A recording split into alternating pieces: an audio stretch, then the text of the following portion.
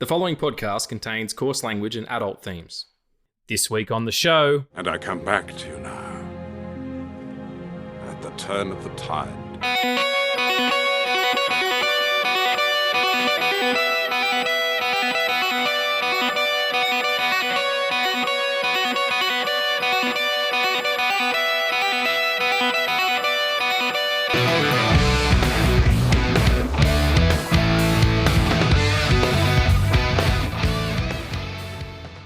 Hey friends, and welcome back to the Film Addicts podcast. We're back, we're doing it, we're here, weekly, baby, and we're talking about The Two Towers. But before we get into all that nonsense, I'm here with Addy. What's going on? What's going on? Your fucking hair looks luscious, mate. You shampoo, you rinse, and you shampoo again, don't you? No, I shampoo once every 2 weeks.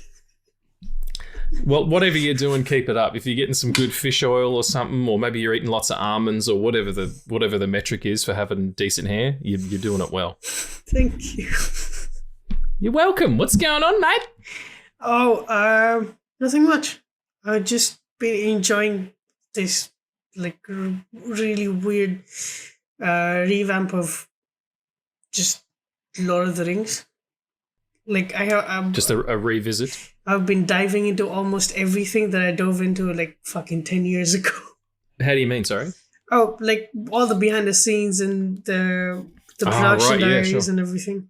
And I found the Bilbo Baggins song by Leonard Nimoy, it's insane that exists, but it does. Yeah, those old sci-fi dudes, they love it. They fucking love Lord of the Rings. I'm pretty sure that what's his name had one as well.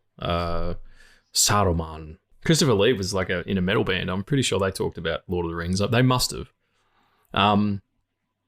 It's like 12 hours of diaries and shit, man. That's on those DVDs. Crazy, man. And it's all interesting. Oh, I fall asleep watching it as well. Yeah. It's cool though. They don't do it anymore. It's always these puff piece kind of things, but they did it for the first X-Men picture as well. There was a X-Men 1.5 came out between 1 and 2. Did you watch all those features? Yeah. And there's a fucking production manager falling asleep in a meeting, and it's real raw, and even, Sir Patrick Stewart being interviewed about it, and he's like, I'm not even really a science fiction guy. That's just how my career's kind of panned out. That kind of candor you don't do anymore, because those things hit a cycle and then they end up, going through the internet and they get distorted and they tag you, for all time, which is fucking ridiculous, but it's the situation we live in, Yeah, I missed the credits featurettes. Yeah. There would be credits rolling and there would be a 15-minute long featurette. I missed that a lot. We got a little bit of that in Deadpool and Wolverine, but yeah. That was a bow, I reckon. That was a bowing out, which is probably not going to happen if some of the nerd news is to be believed. Not any that we're going to talk about, but they're talking about, Wolverine being in Secret Wars and all that shit. But we'll never know until we know, Sure. We're talking about it's Two Towers, Lord of the Rings, The Two Towers, The Lord of the Rings, The Two Towers. That's a lot of those. I don't know what was going on with the Tolkien, but he loved it, though. Oh, also, it's the Lord of the Rings, the Rings of Power. The Lord of the Rings, the Rings of Power. Look, guys, maybe back to formula on those titles. But we're here, and did you know, officially, we've had a few extra ones here and there, bonuses and shit like that, but this is officially episode 50 of the Film Addicts podcast. So, little round of applause to you, Addy. This was your brainchild. You came to me and said, do you want to do some podcasting? And I was like, I don't know if I can podcast. And now it turns out I'm fucking awesome at it. Oh, yeah. It's his sexy voice business. Yeah, come to my podcast and I'll take your panties off. Mine already off, man. Obviously. I can't see that low. So I'm just going to go ahead and assume not wearing pants. I'm not. So, and I got a butt plug in. I was listening back to the episode to QC it and this where I was like, do you reckon there's someone out there who's got Gandalf's staff with a dildo on the end, and you're like, absolutely there is. There must be dozens of people. It's true. That's absolutely true. Oh, but anyway, here we are, episode 50. It's beautiful, it's wonderful, and we're weekly again. I love it so much. And we're going to keep that up until I go away, at least. But before we get into nerd news and the two towers of it all, have you watched any cool shit lately? Because I watched some cool shit. I want to talk about it. Oh yeah, let's talk about it. Awesome. What are we watching? I love how we never do it the same twice.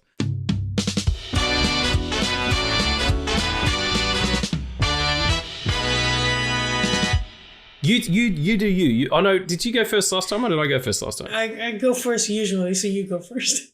Okay, I'll go first.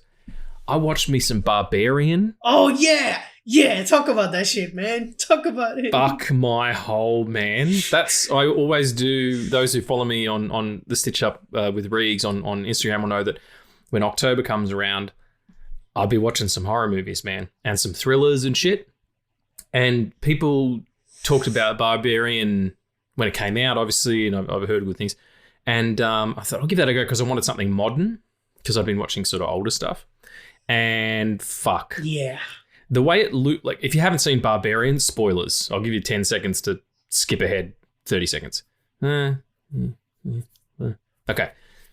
The how once she gets into the house and you find out that the younger Skarsgård kid, the good-looking crow kid, is not the antagonist, and it's the weird baby woman, old woman, mutant creature who fucking brains him against the wall, and then it cuts to fucking Justin Long, who's kind of a bit of a horror darling at this point, like in that, and he becomes this cancelled actor who goes back to sell his thing, and then he's trying to figure out the square footage. Never mind that this is a dungeon that I'm in right now, and then you find out that she was like a incest baby, and she was at these, breastfeeding, and it just wow, there was a lot going on there. Yeah, I could not sleep after watching that. Why would you want to? Why would you want to go to sleep after that? Like, there's nothing more scary than being chased down by a 15-foot tall naked woman on the street. She's a big woman. She's a big young woman. Yeah. And just the titty milk of it all was outrageous. It did not do what I thought it was going to do. I was like, why is it called Barbarian? But they're on Barbera Street. Is where the house is what I think was why it's called that. Maybe I'm missing some subtext. I only watched it once. But when she comes out during the day, and everywhere else is just detritus, and it's a complete ghost town, I got panic attacks. Cause like the houses are gone because underneath it is just fucking horror.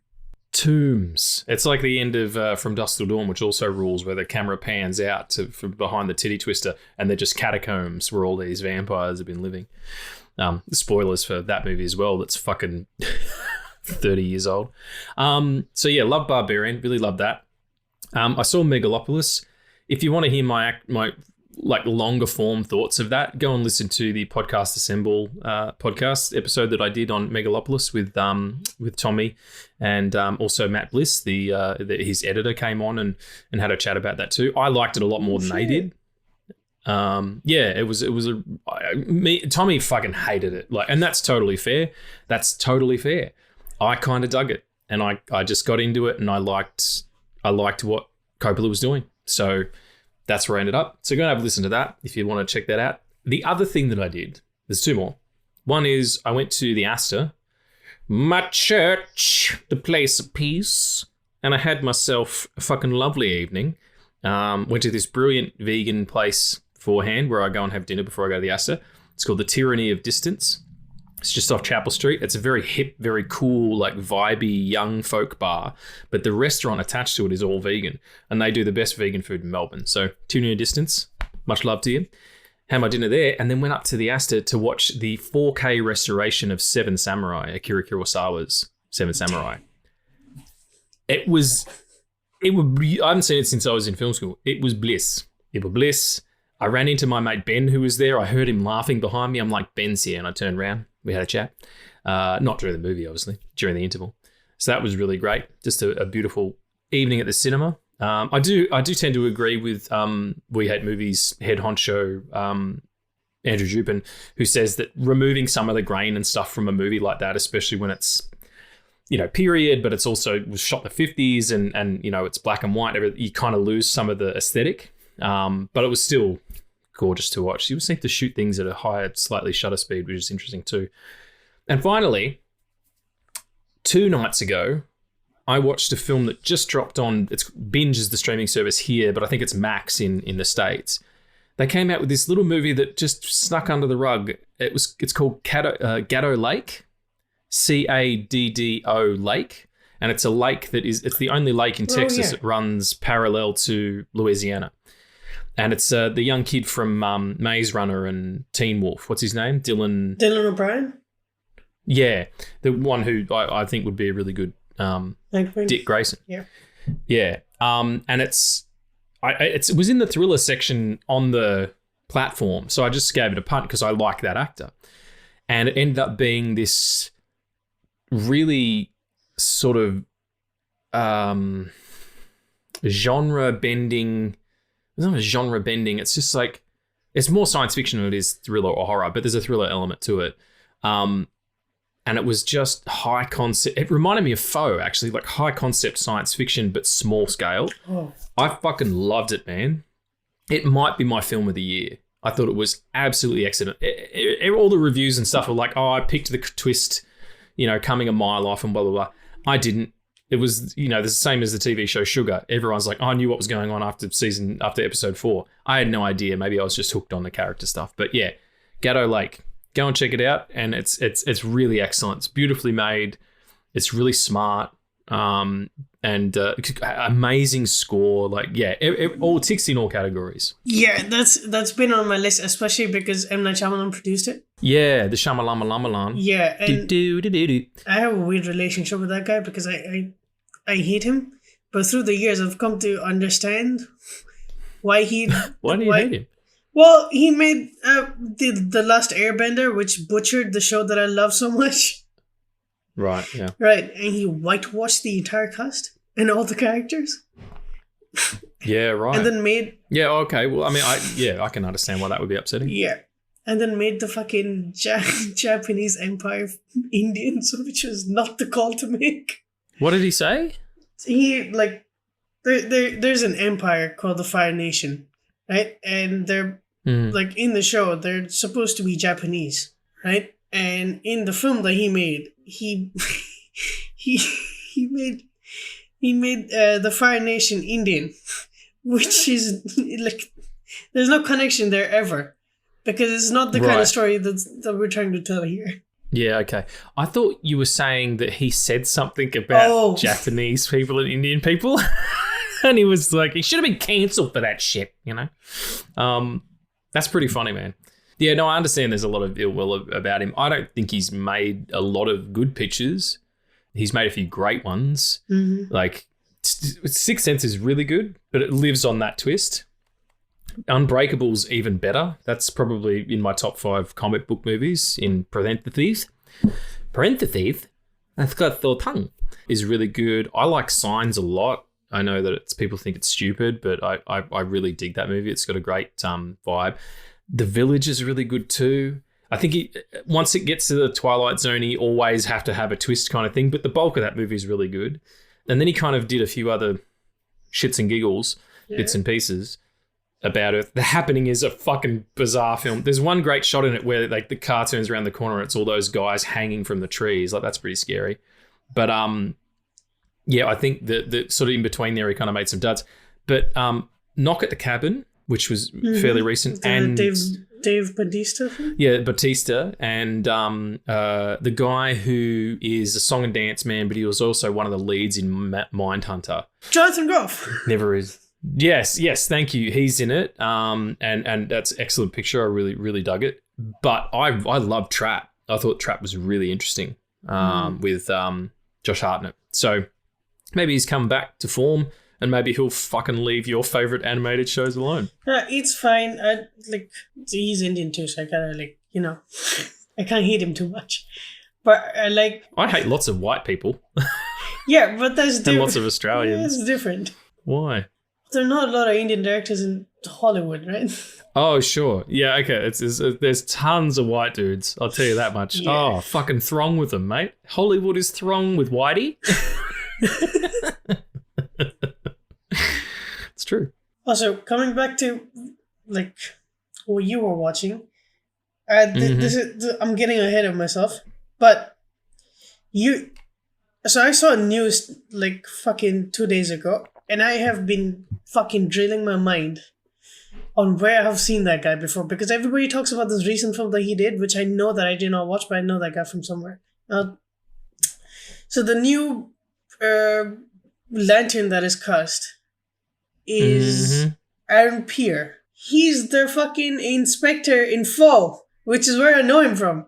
He is, yeah, really great, huge arms. Like, I know that doesn't say anything about his acting ability. No, but fuck me, yeah, huge arms. It's like his arms swallowed a roast, and it's just sitting in there. It's just two pigs big roasts. Yeah, exactly. Yeah, 2 honey baked hams in his arms. They're outrageous. So yeah, after all that, what are you watching? Last podcast I talked about how stacked October 3rd was.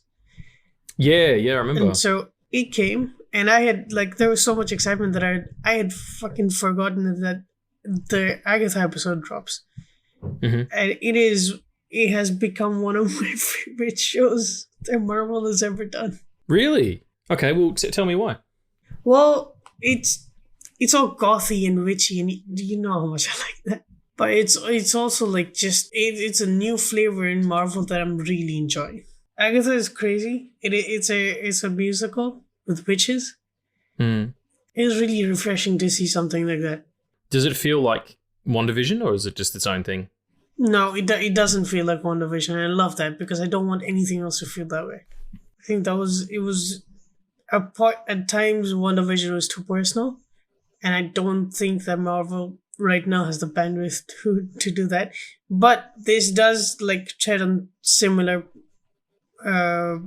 beats for Agatha, and I love that because we get to see more of Catherine Hahn, and we get to see more of this corner of the MCU that is it's all witchy. There's no sorcery, and there's no high level magic shit. It is you cast a spell and there's a cost that comes with every spell, and you have to do it. Mm-hmm. And there are rituals that you have to follow, and I love the world building that's the right word. I love the world building that this show has done. Yeah, right. And Joe Locke is in it, who's also in Heartstopper, that also dropped. And I cried like a baby. That was the other thing. Was it the whole season, or was it just a few episodes at a time? Yeah, so Netflix does this, and I hate it because if they just have the balls to drop episodes weekly, it would their shows won't get cancelled after one season because people will talk about it. At least some people will. Yeah, that seems to be a metric for it as well. And just do what Apple does. Apple drops the first 2, and then the third one comes out a couple of days later, and then it's in a normal schedule, and it gives you a chance to get into it. Fucking Disney does that too. They the premiere is first 2 episodes, and then you get weekly. Seems to be working for them. All their shows stick around, apart from that Star Wars one that everybody said was fucking woke or whatever the hell the problem was. Yeah, because there were women in it. Oh no. Vaginas in space? Are you kidding me? You can't have that. You can't have that, not unless they're giant ones eating a planet. I'm pretty sure. Nom.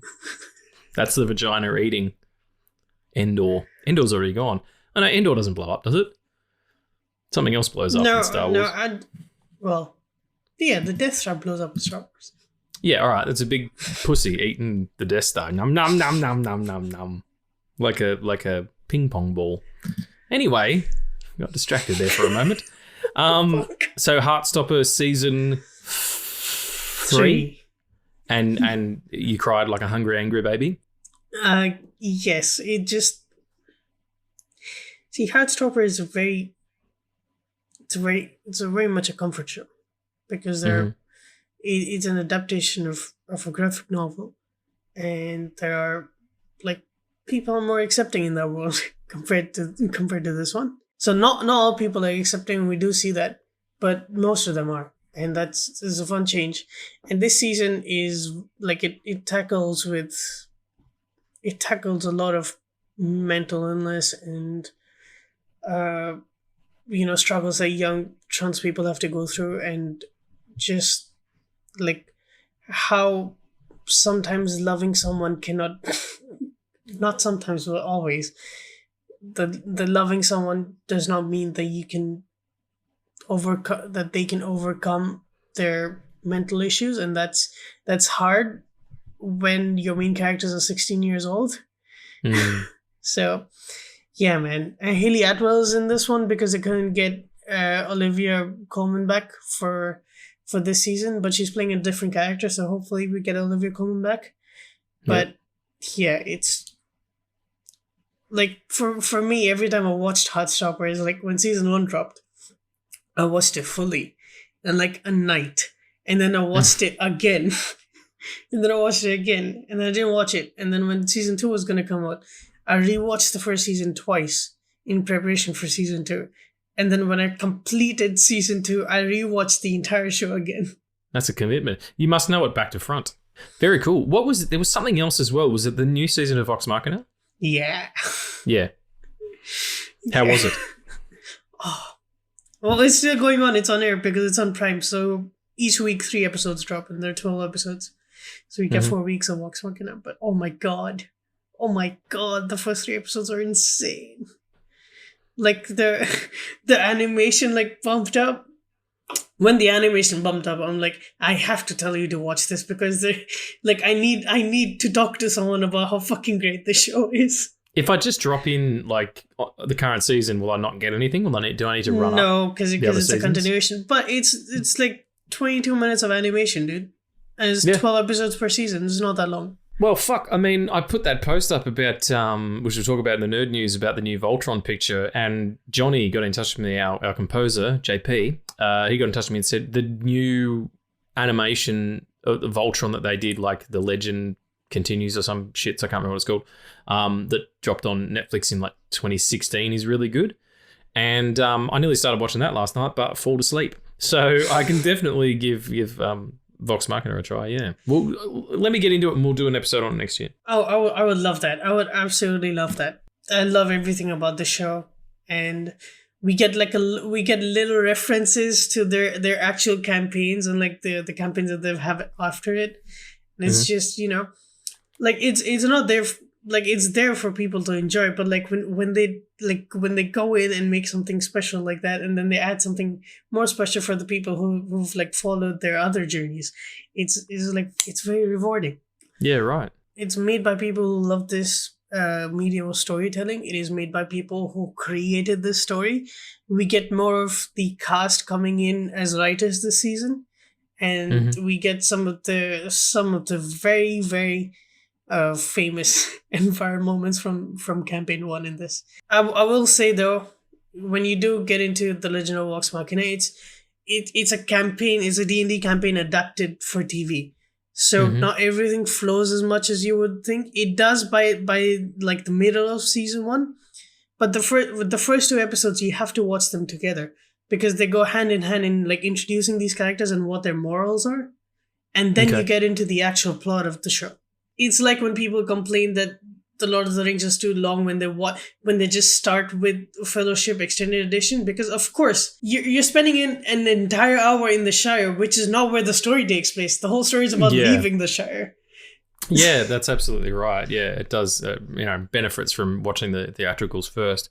Well, I mean, above all, did it make you happy watching it? It did, and I like. Oh man, I can't tell you how happy it makes me to see like these characters that I've loved for so long, and like especially Keyleth, who like got a lot of hate because she's very insecure and she has morals and she is just trying to do her best. People are assholes sometimes. Collectively, yeah, absolutely. But hey, look, if it makes you happy, it's all good. It was all worth it. Was there anything else? So I will talk about the good and the bad first. I'll talk about the good first and then go to the bad. I watched this really amazing movie called Oddity. in cinemas, and I reached out to the director, and then he replied back, which was insane. It's a 1 hour 45-minute horror film that just grips you by the lips of your anus. Okay, let's unpack that a little bit because you don't have that. My anus has an edge. There's an edge to it. It doesn't have lips. Okay, no one's ever said, I want to... But then again, you do pucker your anus, don't you? Maybe you're right. Maybe people out there in the comments, do you think that an anus has lips? Because I would love to hear about it if you do. Let's go back to the movie because...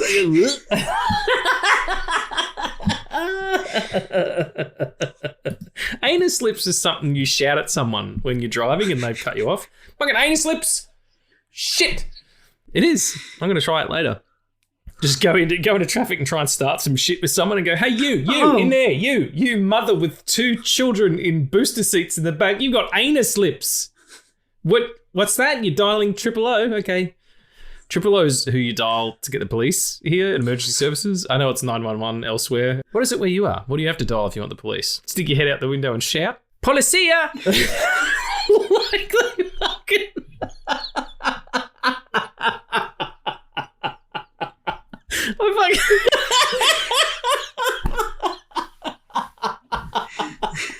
That's really fucking funny to me. Sorry. The idea that you would... that they would...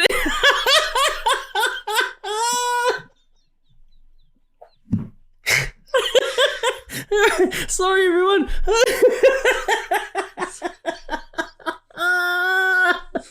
Because not only is the country you live in, the native language isn't Spanish. You don't speak Spanish, as far as I know, and you're not Spanish, and the police wouldn't understand you if you said that. Oh, that's great. Okay. All right. Oh, my tummy. Because in my head you did it. Like I could see you sticking your head out with the thing of Policia. ¿Por qué? All right. I hope that's not offensive to anybody. Okay. I'm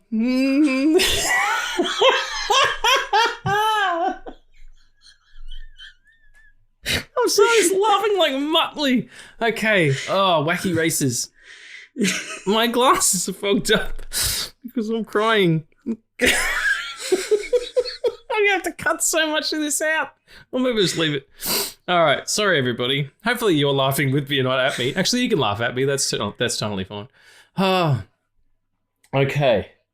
Here we go. Tell me about Oddity and the fact that you got in touch with the director of this picture and were able to have a dialogue with him. Or them. I don't know who they are. I was free one evening and I just, like, the poster of it looked interesting. So I was like, if it's in English, I'll probably go watch it because I didn't have the bandwidth to watch something foreign because sometimes it gets weird because I have to focus on reading and watching. But yeah, I watched the trailer and it was like, as soon as I heard an actor with an Irish accent, I was like, oh, fuck it. And I went and watched it, and like, dude, fucking 10 minutes in and you're already hooked. And it does not leave you. And like, there are twists and there are turns and there's a horror element to it, but it's you know, it's sweet, spicy horror. Sweet and spicy horror. I think that they've got that at my local Thai joint. Get fucking serious diarrhea afterwards. You have to put the toilet pepper in the fridge. That's how you know it's not authentic Thai food. Yeah, it gives you the fucking shits, it does. Yeah, cool. What's the basic plot without ruining anything? It's about this blind person who is trying to solve her twin sister's murder. Right. In this really like antique looking house that's been modernized. In the air, there's a thing in it that will like scare you. But it's gorgeous. Like the thing is all practical. There was a person inside of it too, at one point. Awesome, love that. But yeah, just the cinematography of it is, for me, it is on par with Dune 2 that I watched this year. That's a big fucking statement, man. Dune 2 was one of the best shot pictures of the last 10 years. I know, but also to achieve the amount of mastery you have to do to get some of the shots in that film with a 1.3 million budget. Yeah, right. And to have that gripping of a story, it's everything I love about the movies, man. That's beautiful. I think with cinematography, it doesn't matter what equipment you have, like as long as you know what you're doing. You know what I mean? Like I make an argument that a really good cinematographer can use any camera. Like one of the guys that I met via Instagram, actually, just this really cool cinematographer named Dylan Pierce, who's awesome. You should check out his stuff on Instagram. I know him. Do you? Yeah, well, I'll follow him. I don't know him, but I'll follow him. Yeah, he's great. He's from here, and he does like a lot of like high-end music video stuff. And I got in touch with him just because I thought his work was so good and I wanted to quiz him about it. He doesn't even fucking... Like, he has certain things that he likes using. Like, he likes using the Pocket 6K Blackmagic camera, but he shoots on Arri as well and stuff. And he just, like... He gets a job and a budget, and he then goes and hires gear and just fucking figures it out. Like, even if he hasn't used a camera before, like, that's a real cinematographer who can just come in and go, I know what a camera does, and I know what lights do, and it doesn't matter what... Like, you give him a fucking DV cam from, 2004, and he'd probably give you something interesting. So, but yeah, anyway, I'll have to check this one out. Oddity. Yeah, and it's October, man. If you can get it in theaters, watch it in theaters. I haven't seen it advertised anywhere. I will have to investigate. And what was the bad experience? Joker, fully ado. Okay, fa la la la la, flawed along, fla la la la la la la la. I mean, it is a musical, so I could do that. What was wrong with it? Tell me. Because I've had other people that like fucking loved it. Really? Fuck my. Some other people that I know said it was better than the first one. What you just did, right? That's better than the entire film. La la la la la la la la. Yeah. There you go. Don't need to see it, everybody. Now you've heard me do that. Okay, let's break it down. Like, what was it exactly that you had a problem with? Well, so I have the problem with the Joker, which everybody knows about. Yeah. But when you said you went and saw it, I'm like, what the fuck for? That'd be like me going to see a movie about fucking kittens getting beheaded. It's not my thing. You could just watch Cats and just, reminisce about how loving Cats is better than watching that. Oh, mate, don't even begin. I've seen Cats on stage and it's great, but there's no plot. It's just a bunch of people going rum-tum-tugger or whatever the fuck happens in that goddamn thing. What's his name? Rum-tum-tug-off? That's dude, one of the names of the don't cats. ask me, man. Yeah, and they're all jellicle. That's not a word, folks. That's not an actual word. That's a made-up word. I mean, all words are made up. Thanks, Thor, but, Anyway, we're losing the fucking track. Joker 2, flowed along, from the marge, policia, like that. Yes, that's exactly it. It's all that confusion with the last-ditch effort of doing something that probably means something to somebody. Yeah, right. Okay. I think I'm just going to have to see it and sort of figure it out. Yeah, I'm also kind of like, I don't want you to push to see it because there's a possibility that you probably like it, and I don't want that.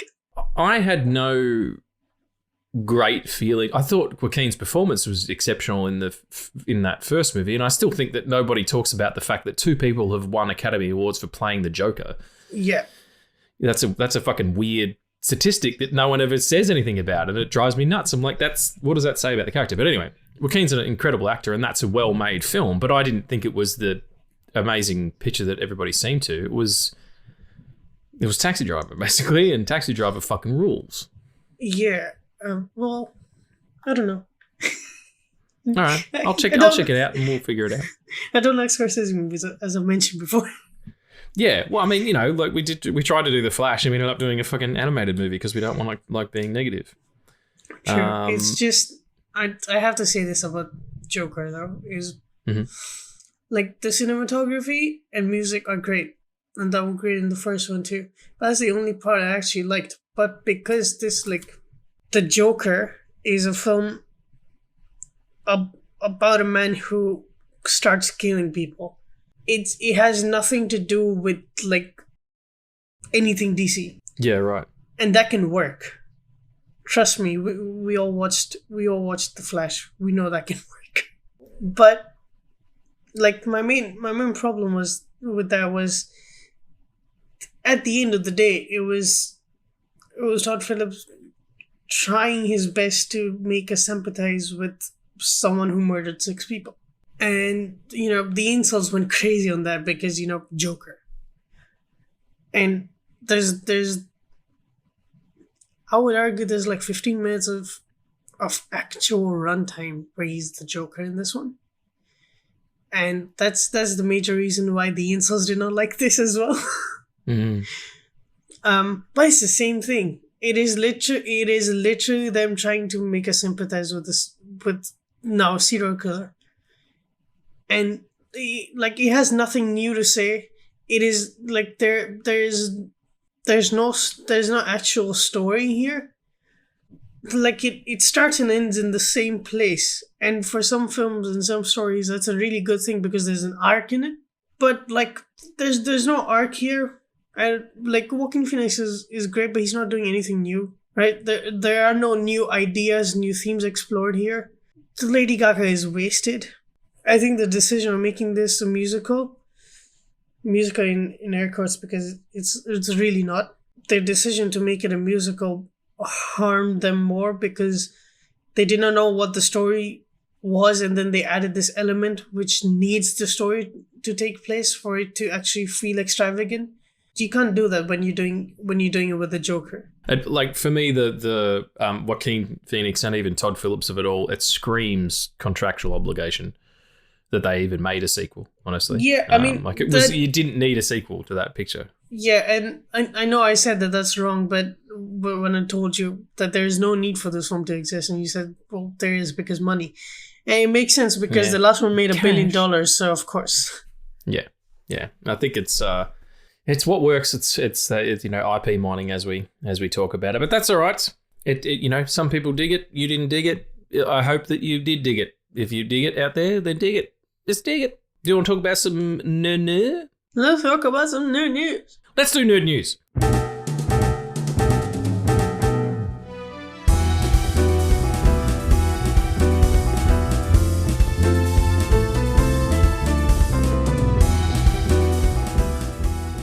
Here we go, nerd news as of Saturday the 20th. It's not the 20th, it's the 12th, Riggs. Saturday the 12th of October. 20th, and a panic then. Fucking hell, we'll just start packing. So two that seem connected, right? Andy Serkis, I bring this up because we're talking about the Lord of the Rings, main man, will play, I think it's pronounced Null. It's Knull. I would say that's a silent K. It's not going to be Kuln. So Null, God of the Symbiotes in Venom: The Last Dance. Now, that film isn't directed by him, even though the last one was. So I reckon he's doing some mocapping for that. So there's a God of the Symbiotes in that. But then they also announced that the next Spider-Man picture with the Tom Hollands is going to be called King in Black. So I'm feeling like they're going to bump up against each other. The Spider-Man, the two universes are going to collide, and like at the end of No Way Home, how Eddie Brock left some venom in that universe. I think they're going to curve them all together. Which is whatever. I just thought it was interesting that they're kind of that they would announce that Andy Serkis is playing that character when the movie comes out in about a week. Does it really come out in a week? Oh, well, it's soon.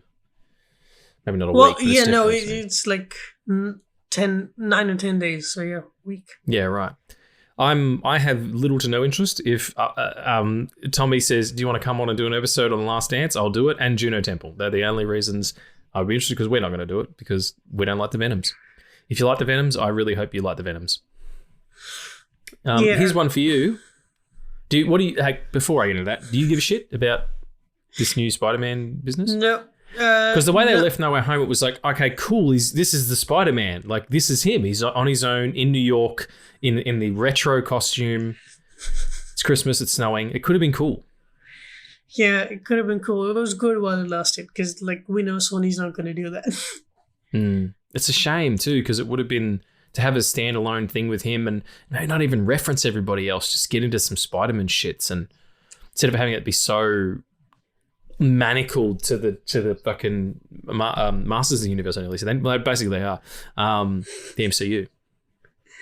Yeah, and like have third act be something related to a gang, and like he's fighting them at night, and then all of a sudden, whoosh, the Billy Clubs come in, and it's Daredevil. He's like, "What the fuck are you doing in my territory?" That's all I'm saying. It's all I'm saying. You could fucking do them. You could get them together, and then Punisher comes into it as well, and it's fucking be awesome.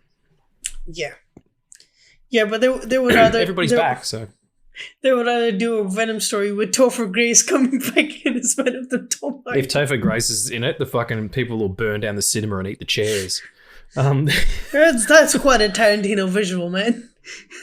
Yeah, that's what happens. It is a bit. That's the end of Inglourious Basterds. Well, look, whatever it is, I'm sure we'll all turn up. This is something I'll definitely turn up for. Robbins' original animated film following Dick Grayson and Jason Todd is in the works. Let me tell you about it.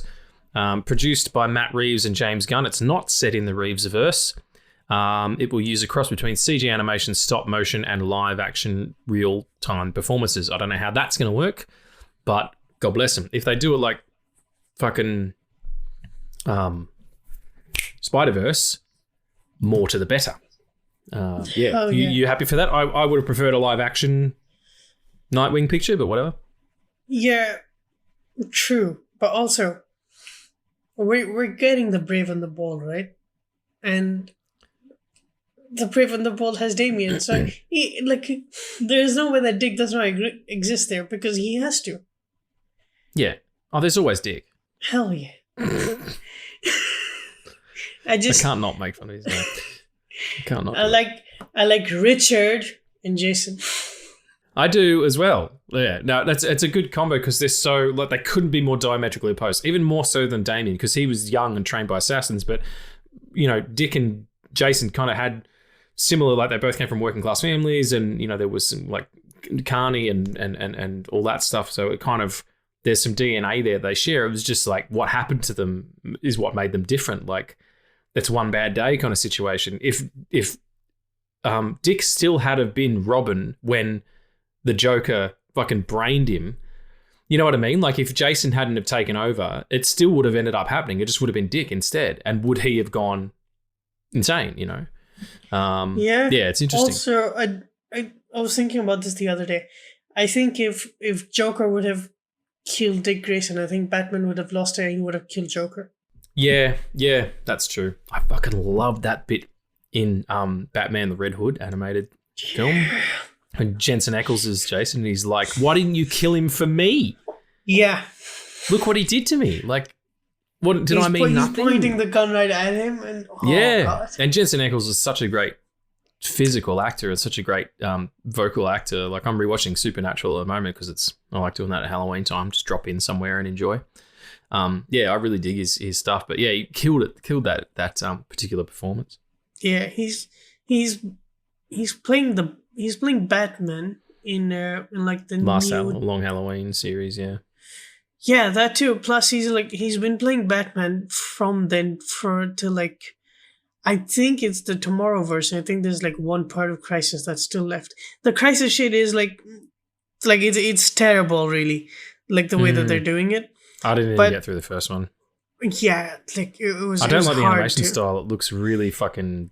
It looks very CG. Yeah. Yeah, it's really hard lines and all that. There's nothing sort of dynamic about the movement of it and everything. No shade to anybody working on this stuff. It's just aesthetically, it's not for me. Yeah, and like there's a reason why there are hard lines is because you get hard lines when you don't give the animators time to work between the lines. Sure. So you just see them do this instead of do this. Yeah. There's no motion blur as there normally would be. It's a bit blocky. But I mean, people made jokes about casting Jensen Ackles as Bruce Wayne for the Brave and the Bold movie. Fucking do it. That's a fucking great idea. He loves it. Like the way that he was asked on on a corner if he would like to be Batman in the James Gunn universe, and he said, "If I would like to be my favorite character of all time." Yes, I would. Yeah, he's great at cons. He plays with the crowd, and there's that fantastic scene where it's him and what is it, Jared Padalecki at the supernatural con thing or whatever it is, and they're up there talking, and a girl in the crowd asks Padalecki, "How do you make your hair look so beautiful? Is it shampoo or whatever the hell it is?" And he gets up and gives her, Jensen Ackles gets up and gives her $5 and then sits down and claps, and he's like, "I use shampoo and then condition," and all that shit. Like, he has to answer the question. It's fantastic. Yeah, I dig him. But anyway, that movie is gonna be something. I don't know what it's gonna be. It's gonna be animated, that's for sure. Christopher Nolan's next film to star Matt Damon will release in 2016. This guy pumps them out. Just unbelievable. Sorry, he's going back in time to do it. If anyone was going to do it, this is going to be him. Yes, no information apart from that it'll be obviously shot in IMAX. It will release on July 17th, 2026, which is just under 2 years away. Begin to shoot early 2025. I said to Tommy when he sent this in the group chat, I don't give a fuck what it is. He has a free pass. He could make a movie about me getting sucked off by an orc just to keep it on brand, and I would watch it. And Jensen Ackles would play me. That's spot on casting. Not that you need it. Like, you're fucking amazing as you are. Oh, thanks, babe. Actually, my best friend of my lifelong best friend, my hetero life mate, Ben McGregor, looks exactly like Jensen Ackles, I reckon. So that would make me Jared Padalecki, but I don't have the abs. New Nolan, let's bring it on. Hopefully it's he usually does sort of one real thing and then one science fiction thing. Like, that's kind of seems to be his trend, or one sort of, not real thing. So I will hope whatever this is, it's a little bit different. I hope it's in the vein of Tenet, though. What, sorry? I hope it's in the vein of Tenet, though, because that's his best film. But make it mind-bending. I don't give a shit. I love it. Or second to last, sorry. So, yeah, talking about Aaron Perry being cast as, or Aaron Perry being cast as Jon Stewart in the Lantern series. Fucking perfect casting. Absolutely perfect casting. I'm really excited for. He's a really interesting young actor. He was in a great film that came out on Netflix called Rebel Ridge, about a military trainer. Like, he was a hand-to-hand combat trainer and a tactical trainer who was sort of done dirty by these small-town cops and then goes about taking them all out. But he's never actually seen action. So all of his skill set is about disarming and non-lethal response. Damn. It's excellent. You should watch Rebel Ridge tonight. It's fucking really, really good. It's another one of my favorites from this year. Johnny dug it too. So yeah, I'm pretty happy with him. How do you feel about that? Good casting.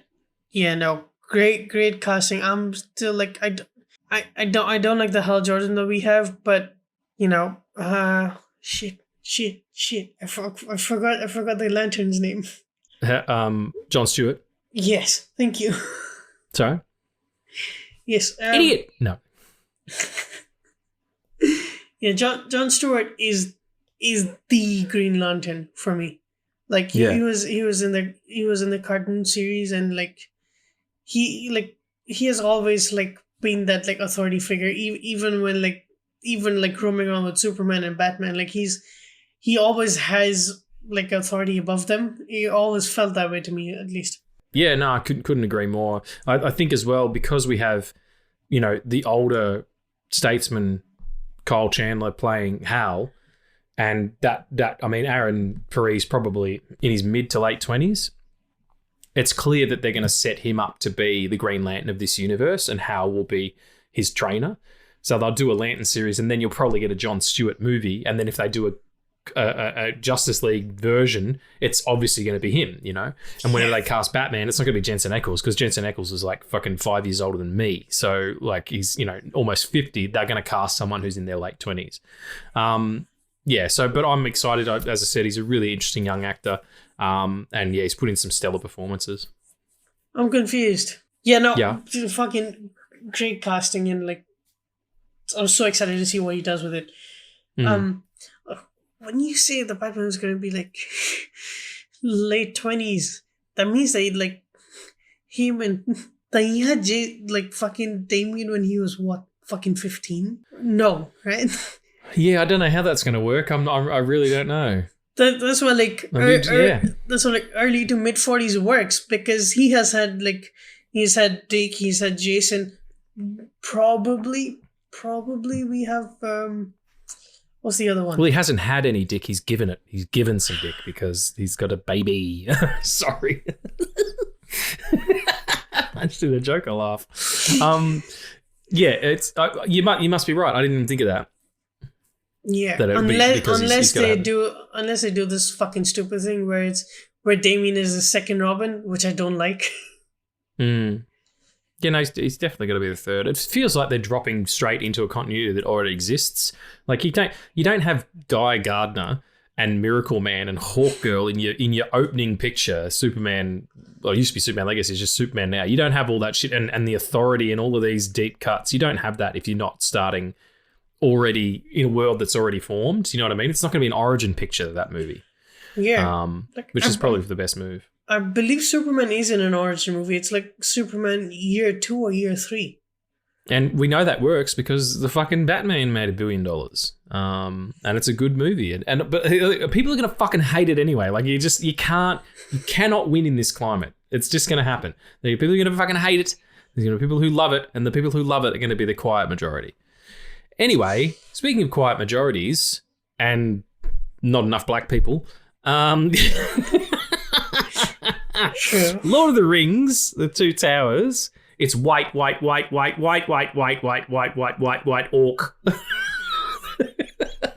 That's the cast list. That was a terrible segue. It's Lord of the Rings, The Two Towers, and we're talking about it. But before we do that, just really, really quickly, I must tell you, last week I started listening to or reading or whatever. It's an audiobook.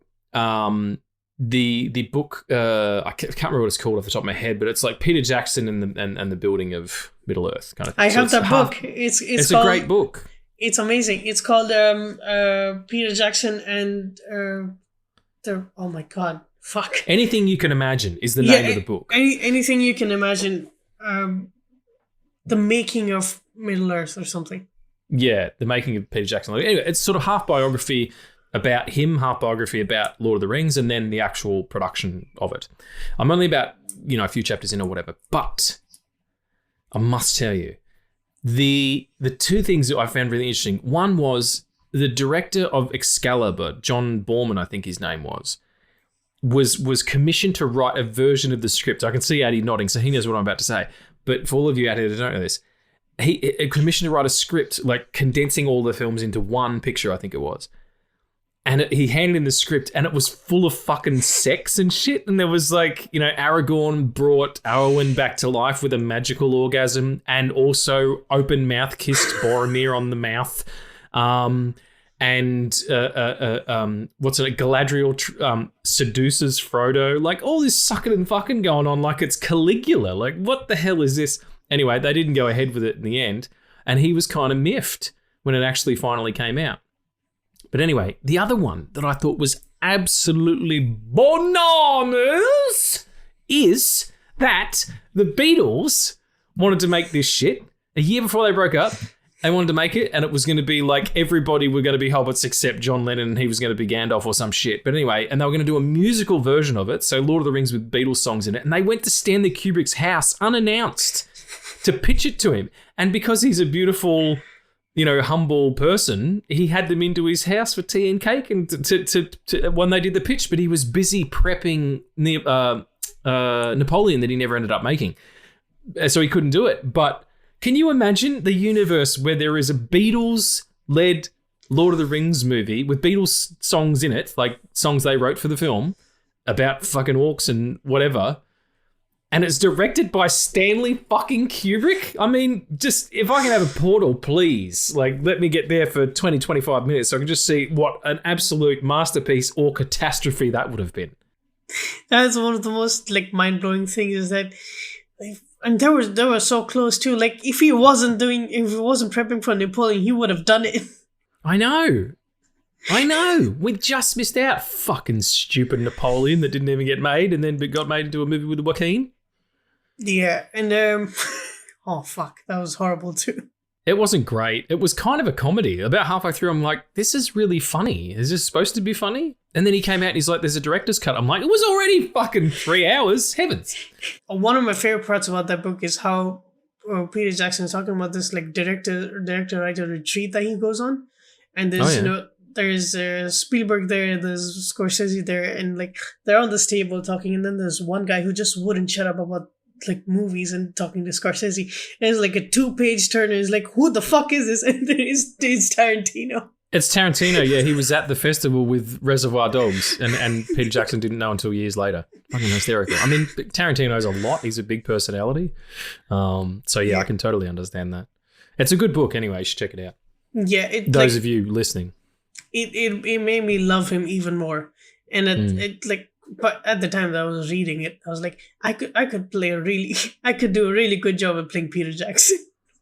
You could. I mean, the film will get cancelled yes, because definitely. you're a brown person and he's white as the day is long.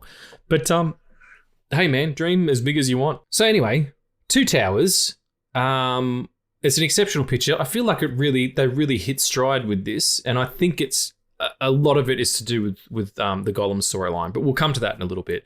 The opening recap of the Balrog fight, and you see it from the other. Well, let's get the recap of the whole thing, really, but it's all audio and everything. Just a really good way to get people kind of into it.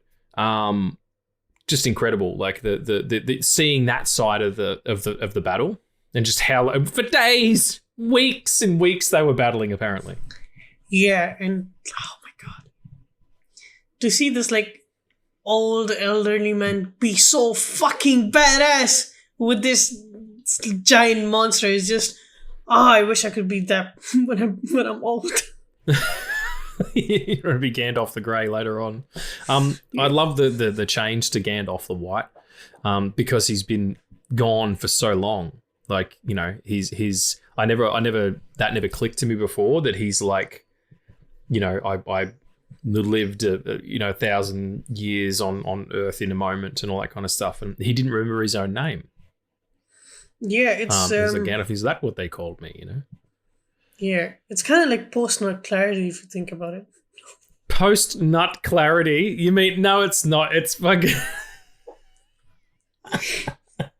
I'm sorry, I had that in my... I watched the film like 2 days ago and I had that in my head. I think it's cum drunk. I think that's what it is. He's had a nut and then he's oh fuck, what time is it? I need a sandwich. You know, like that kind of situation. That's not cum drunk. It is. It's called cum drunk. We haven't even begun. My goodness gracious. You do get Gollum like straight away, like in the first few minutes. And it's so great. They're thieves. Like just that straight away. And, the Precious and that fight where Frodo and Sam like contain him is amazing. Like the mix of practical and, in-camera stuff to make that work. And the thing that always gets me is when, obviously Andy Serkis was there in a mocap suit. It's when his foot gets caught on the blanket and it whips it around. Yeah. And it's so integrated with the effect. That's it. You're in. You believe. As soon as you see something like that, everything else goes away, and it's Serkis's performance. Yep, and I have to say, in the entirety of the Lord of the Rings, Andy Serkis does not wear a mocap suit. No, because those didn't exist. Okay, what was he wearing then? Fucking tights. He wore like a neon. It is literally a neon tight. That just shows his face, and then there were markers on the tight, and then they added markers on his face digitally. Yeah. Because he only auditioned for voicing Gollum, and Peter Jackson was so impressed by just his voice that he wanted to give him an actual part in like playing him, because before that they were just gonna do it fully CG. Yeah, and, like, right. Not the way that they eventually had it done. It was gonna be fully CG, like animated character in the live action film, being voiced by Andy Serkis. But yeah, to say that it broke the film industry is an understatement. Yeah, it rewrote all the rules as far as how you get into it, and how you like make something live in a scene. Like, I know it's probably overused now and all that kind of stuff, but there's no. And he is so good at it. He built a company around it, and it became his career doing those kind of roles. I mean, his performance as Caesar in Planet of the Apes series is exceptional. Like, he is the standout here, honestly. Like, I feel like this is Gollum's movie, and he should have got an Oscar nod for it. He should have got a Best Supporting Actor nod for it. And I know he's a CG character, but I feel like that's an easy way out to be like, oh, we don't have to consider him because. Yeah. You're kidding me. It's so integrated. It's so practical. That fight with himself, it's two different people. And I know that was probably shot, separately. Like, there's moments where he's sort of switching between one and the other, but then when they start using the actual cutting, which is perfectly paced, like, this is such a well-edited movie. It's probably the best out of all of them in terms of the editing. Where he's like, there's nobody likes you. No, not listening.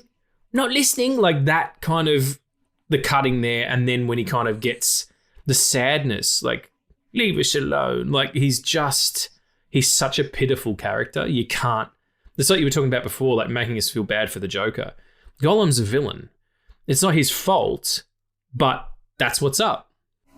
I don't think Gollum's the villain. I think Gollum is he's a villain, is what I'm saying. He is a villain for sure, as far as the story goes. But Gollum is the consequence of the ring, and is always a warning to Frodo, which is why he's so sympathetic towards him, because he's like, there's a deleted scene where Frodo sees himself becoming into Gollum. Yeah. I think it was in Fellowship where he sees that. But yeah, like, it's not even finished. Like, it's not like an actual deleted scene that they had in the film. It's just something that they shot that they didn't put in. But yeah, and like, Gollum is a living, walking reminder that why what they're doing is so important. Is so that nobody has to end up that way. Absolutely, yeah. That this thing has a cost. No matter who has it, the only people who can wield it are people who are evil, and then they shouldn't have it. But that's such a strong addiction theme. It's such a strong like redemption theme as well. I can't say enough about the performance of Andy Serkis here. I think it really is. It was industry defining. It was genre defining. These movies became. I promise you, there's probably more Gollum memes than there are anybody else. Not that that's a good metric, but you know what I mean. None are better than the Dancing Wizard, though. I went back and watched it again. It's so funny to me. Oh, goodness. You know who else is really great, though, in terms of performances behind something? This is more practical because it's the makeup. The orcs and the goblins, when they're being chased by, the three. The three hunters? The three hunters, yeah. The dwarf, the elf, and the human king, who's 87 fucking years old or whatever. When he says that and he's like, 87... He's like, fuck, I'm tired. Oh, my hips. And all I want is a nice bowl of soup and a toasted cheese sandwich and to go to bed before 9 o'clock. And I feel the dude. I feel the homie. I'm just like, you know what, brother? I'm right there with you with your greasy hair. Let's do it. Anyway, so that scene, where the orcs, they come into that kind of cabin thing, and he's like, we've had nothing but moldy, maggoty bread for 3 days. And the guy, I'll drop it in here. This goblin performance, or this orc performance, is fucking fantastic, just vocally. Yeah. Why can't we have some meat? What about them? They're fresh. Exceptional work behind makeup and vocally to get that performance out. I love that guy. Yeah, it's kind of what makes this trilogy as well. It's the unsung hero, is the makeup and special effects department. Yeah, because like you feel that they're real, like, and that's I one said thing last that week they're terrifying. Yeah, dude. Like when he starts talking about they don't need their legs, we can just eat their legs. And then the guy follows them into the woods. Yeah, and you see that from Aragorn's perspective when he's tracking them, and you sort of see it intercut with what happened, and then the ant comes in and stands on the thing. Yeah, that guy's fucking terrifying. I used to work with a guy who looked like that when I was a labourer. what? Yeah. I mean, he wasn't purple, but he looked like that dude. And I did not talk to him because he was scary. Purple people are hot. I don't care what you say. Fair enough. Whatever you're into. That sort of sequence though of them running over the hills and ending up where they end up, it's just, again, like, New Zealand really is a cast member in this series. It's so integral and it's so beautiful, and it's just things you can't capture elsewhere on a volume or using CG or whatever the hell you want to use. As soon as they come up over that rise, and they're like, something gives aid to these beasts, so they're moving faster than they should be, but they come up over that rise and you get the Rohan theme, and it begins as the horse lands, and I'm like, oh, I'm ready for this part of the picture, because I love that section, the Rohan section with Wormtongue and all that. The part that we're coming up to now is just so fucking cool. Before we get to that second though, the get into the Rohan stuff, we've got a little bit more stuff of Saruman being like, okay, we're gonna fucking what does he say? The old world will die in the fires of industry. Yeah, like, he's a warmonger and a profiteer. You know what I mean? Like, it's really specific. It is. And the thing is that I talked about this last week, but it doesn't really apply to Fellowship, because it was almost directly adapted. But, especially the parts with Saruman, and, just like the way it feels and it looks so industrial-like. There's shit there that you don't need to look far away from to understand what it's calling up. And that was the whole thing about Tolkien, is that he was off a world before war. Especially like the wars that we know of. In recent times. Absolutely. And and it shows, especially in his text, but it also shows really well in the film how, like, you're not the same after something like that happens. Like, at the end of Sam's speech, he says, how can you go back? How can the world go back to how it was when so much bad has happened? And like, it's, the whole reason why the Ents exist is because Tolkien was fighting to live by his way while the entire world was industrializing. And he did not like that. Yeah, I mean, Tolkien was absolutely a naturalist, or at least an environmentalist, for sure. He might have even been a Buddhist, thinking about birth and death and reincarnation. Yeah, I know, but I mean, you can be raised a certain way and still have, like, the tenets of another religion. There's just a lot in there about, Gandalf coming back, and also, like, that the environment is a living being. Like, that's Taoism, like, there's definitely some stuff going on there. And I love that. I love that about this.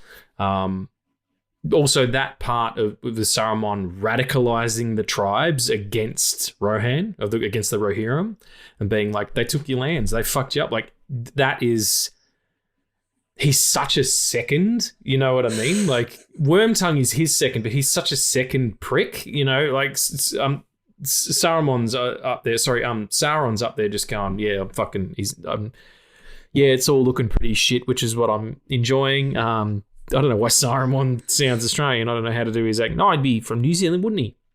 Oh, you've got a lovely dick. I love your dick. It's made with the nicest wood I've ever seen. It's a beautiful dick. What the fuck? I'm just channeling Brett from her Flight of the Conchords.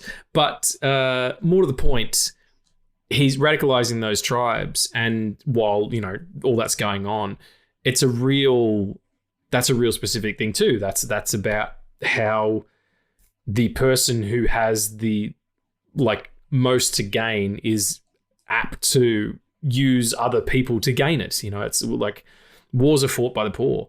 They're not fought by people who have money.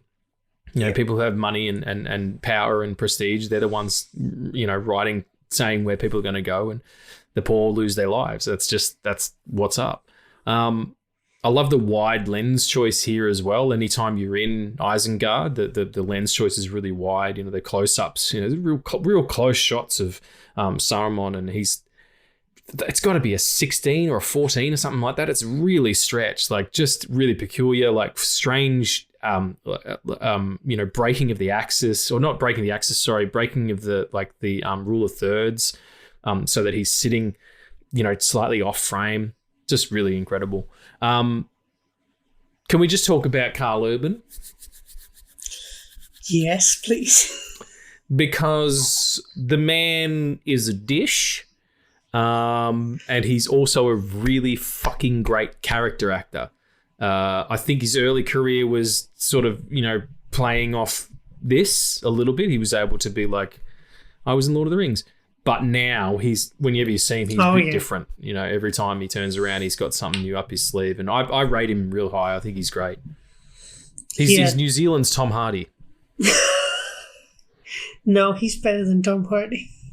He's better than Tom Hardy? Ooh, did you hear that, Tom? I know you listen. Are you going to come over to Addie's place and do some fucking jujitsu? The only actually good fucking role that Tom Hardy's ever done is Alfred Solomon's in fucking Peaky Blinders. All right. Have you seen The Take? No. Have you seen Legend? No. Have you seen Warrior? Is that about the two brothers? Doing the MMA? Yeah, you know, I've seen that. Okay. So it's like we did with Robert De Niro last week when we were talking about The Intern. You haven't seen enough of his catalogue to, you know, make the statement. I mean, you can like him more than Karl Urban, absolutely. I like Karl Urban more than him. That's totally fine. But yeah, that's my vibe about him. He's just been a solid actor, you know, his whole career. I really loved his work. Brad Dourif, who plays Wormtongue and was the original voice of Chucky, the evil doll. Yeah, right? Yeah, that makes total sense. That man is fucked up. He's fucked me up in two different franchises now. Absolutely. He is a method actor.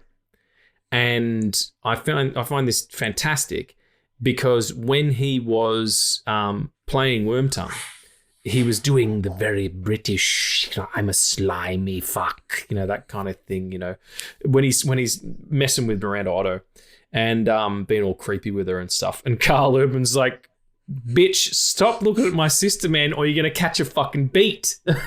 Like, but yeah, that kind of, you know, creepy thing. So he was doing that the entire shoot, and there's some behind the scenes stuff of him, like, you know, on set, and Peter Jackson's like, all right, mate, what I'd like you to do is just go over here and say your line and then hit that beat. And he's like, 10-4, good buddy. And then they're like, okay, cut. That's the end of Brad Dourif on this shoot. Congratulations, Brad. And he stopped and he started speaking in his normal voice, which is really like typical American. And he said that everyone didn't believe him. They thought, like, Peter Jackson thought he was sending it up. He was like taking the piss out of him. But yeah, he's just such a committed actor. He never drops character. Damn. That's bizarre. That is bizarre. But also one thing is like, it's like, if there's one character I would like to play is that kind of character in any kind of movie, because it's just, you get so much. And the fucking slimy sex pest. Have you known me? You've known me for like fucking 3 years now. That's exactly. I know, but I wouldn't characterize you as a slimy sex pest, dude. Jesus. I talk about lips with asses, or like the other way around. Yeah, other way around. Oh fuck. Yeah. He's a great. Yeah, but he's also a great for like when they pitch him down the stairs. Like Jesus Christ, what an indignity.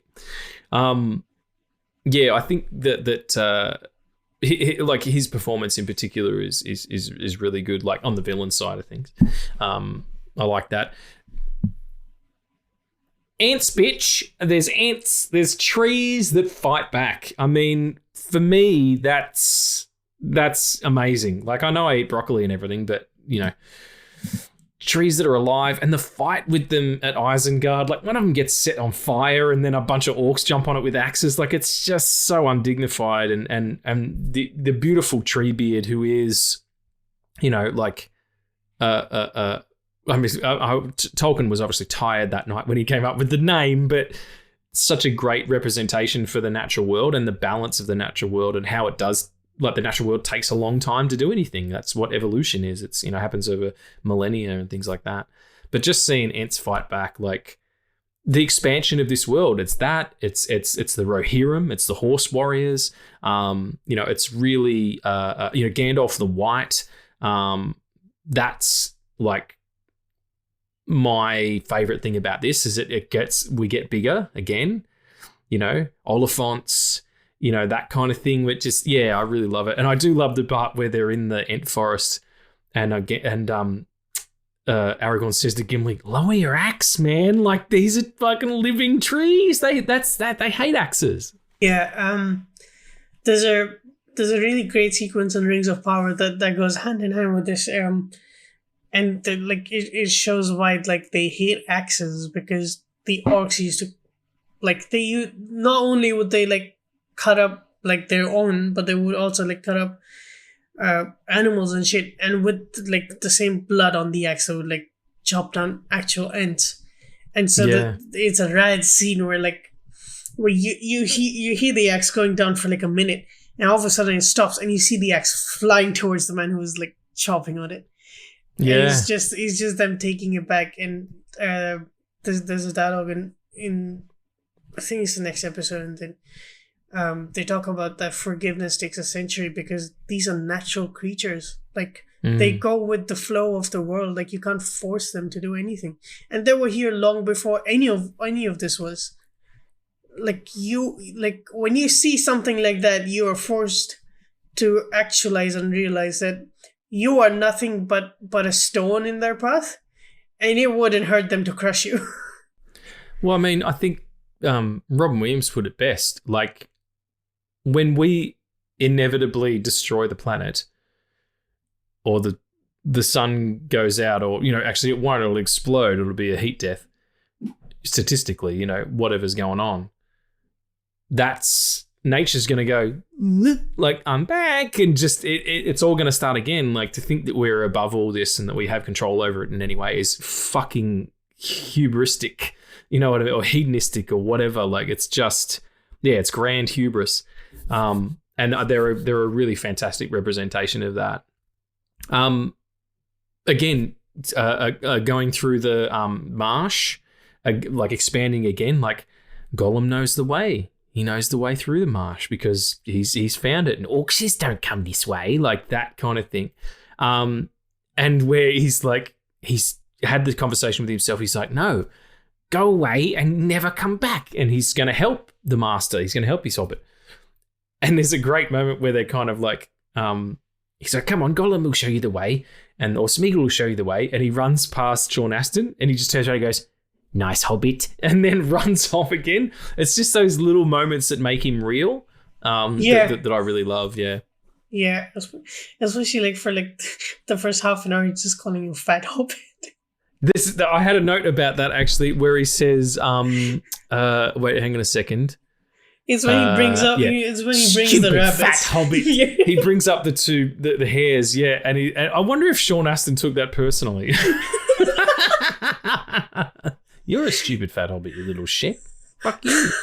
But you see in the marsh, you also see the Black Rider, like the Nazgul on a dragon, and you're like, fuck, like again, another set of, things that we haven't seen, like expanding that world. Does such a good job for a middle sequel. Should do that, Yeah, I honestly, like when we talked about the Lord of the Rings, like when we talked about it last week, I did say that this was my least favorite one.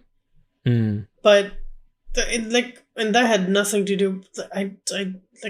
I'm wrong. Like I loved this more than when I watched it in the fucking theaters.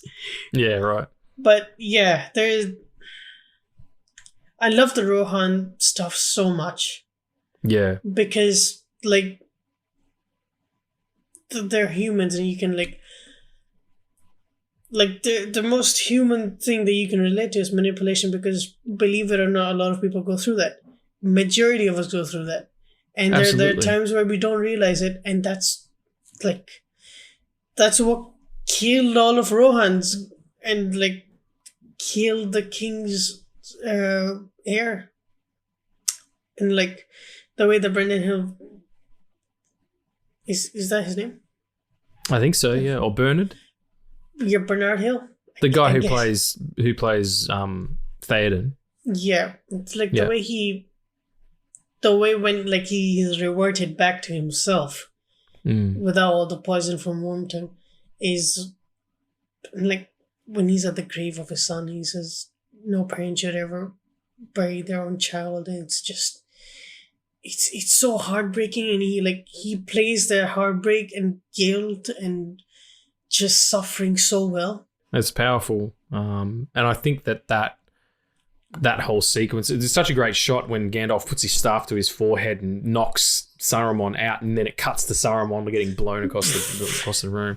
Yeah, it's fantastic.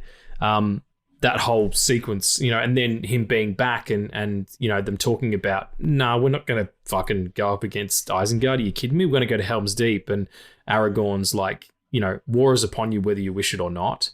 And he was like, last time I checked, it was Theoden who was king of Rohan, not Aragorn.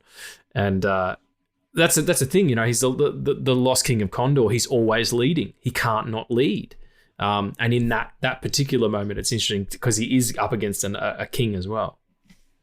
Yeah, and like the Rohan stuff, especially the like not marching towards Isengard. It gets a lot of hate because, people say, oh, I wouldn't do that. But like after you've been like out of a manipulation tactic for fucking decades, of course you'd fucking fight to save your people and not go to war. That's like, if that's your first decision. Especially if your son died while you were under the influence. Like that's what he's trying to do, yeah. Yeah, and I love that like when we do go to Helm's Deep, and I know I'm skipping ahead a bit. That's all right, we're jumping around. But like I love that he's on the battlefield with his men. I'm pretty sure he's not even there, and I'm just like saying it because I felt that. But like his whole arc to then like sacrifice himself, or like when he eventually dies in Return of the King is about not defending, but living with the decision that whatever happened, he also had a part in it. Like he sent his son to war and he died. Yeah. And so now he's not gonna sit in a throne and see a war happen, but he's gonna be a part of it, even if that means that he can't do any, like even if he can't make a difference, he's still gonna be there with his people. And that spoke a lot to me. Yeah, no, absolutely. It's that last part where Aragorn says, "Ride out with me," and he's like, "For glory." And they go down there and just start whooping motherfuckers' asses, and then the Rohirrim show up with Gandalf. It's just It's like he has a really beautiful arc. Absolutely, Gandalf the White. That was Jesus. That's what they called me. And I've got the actual line here. What he says is, every day was a life age of the earth. So he's been gone for thousands of years. It's amazing. Or he's just gone for 3 years because this is the third age of Middle Earth. Is that right? Is that how it works? I'll take your word for it. But there's a moment where he steps in and they've kind of mixed his voice with Christopher Lee's. Yeah. But he steps into shot. You reveal it's him, and there's a beautiful like balletic pass of the staff across his face. And I was fucking just, I was ready to beat it like it owed me money. Such a beautiful shot. And then later on when they're chatting at Rohan and they're talking about, Frodo being on the quest, it's Gandalf and Aragorn. And he's like, think of him out there alone. And Aragorn's like, no, Sam went with him. And Gandalf's like, did he then? And like, he's so relieved to hear that Frodo's not alone. Like that's super beautiful. Just to go back to, before when Merry and Pippin are with the orcs and they give him that horrible drink and they're going to eat his legs and all that stuff. But then later on, when they're in the they're wherever they are, I can't remember the exact shot, but I've got the quote here. Oh, I'd give anything for a whiff of old Toby. They're talking about pipeweed. Like, this is drug talk, everybody. Pippin is jonesing, and he wants a fix, man. It's fantastic. Pippin is the actual fucking addict in Middle Earth. Oh, yeah, absolutely he is. The moment when Gandalf comes in to release Theoden of the curse that he's got, or the influence. There's a great moment where he kind of flicks his fingers out as the spell sort of starts, and you get a thud on the soundtrack. My subwoofer went off. It went thum. Ooh. It's like, fuck, just little touches like that. Little specific things that you would now do, to make a trailer cool. But when you use it functionally, like, it totally makes sense. Yeah.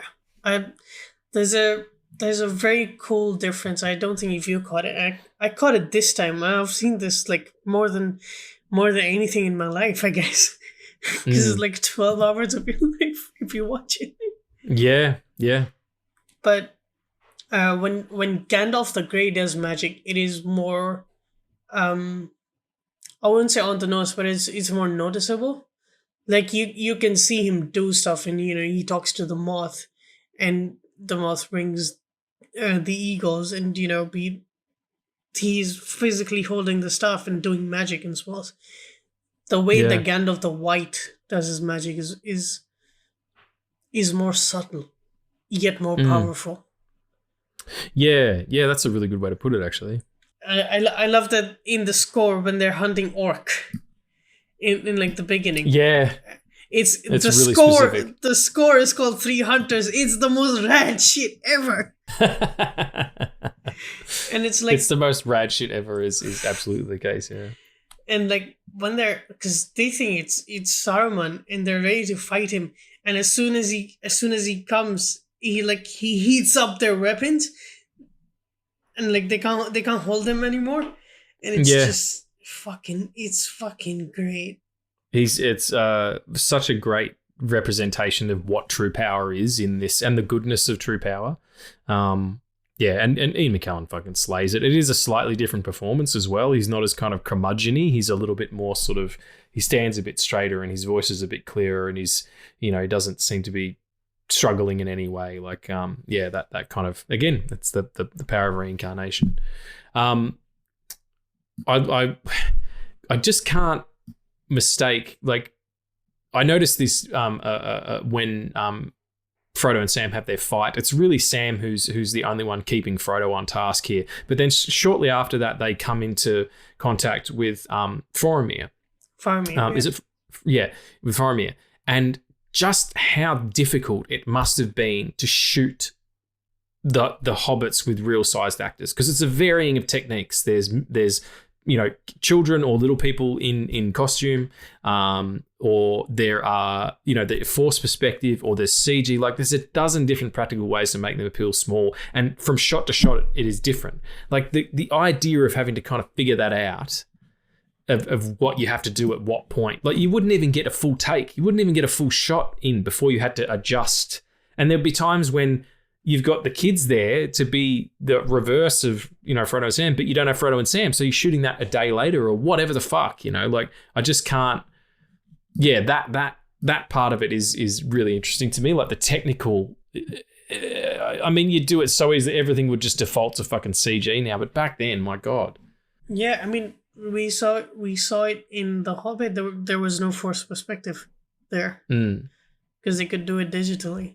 And well, in The Hobbit, there was actually no need for it, even though the hobbits are actually like 2 inches smaller than, or 2 feet smaller than dwarves. They didn't actually do that in The Hobbit.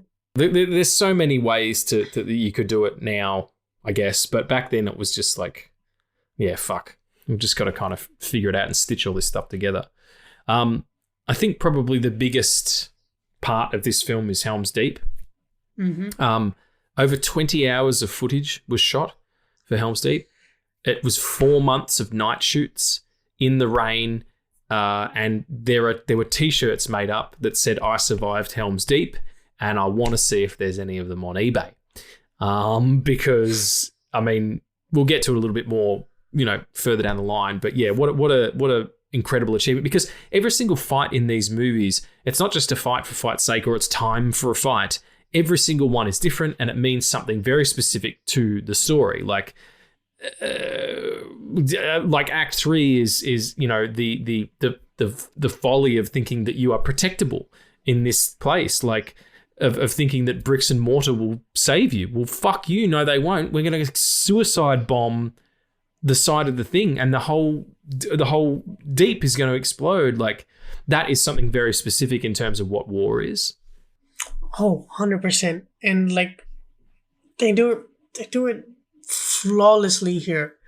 And like just I can't, because Helm's Deep is the battle that everybody references when they talk about epic battles. Like it's Helm's Deep, and then there's the Stampede in Lion King, and there's nothing in between.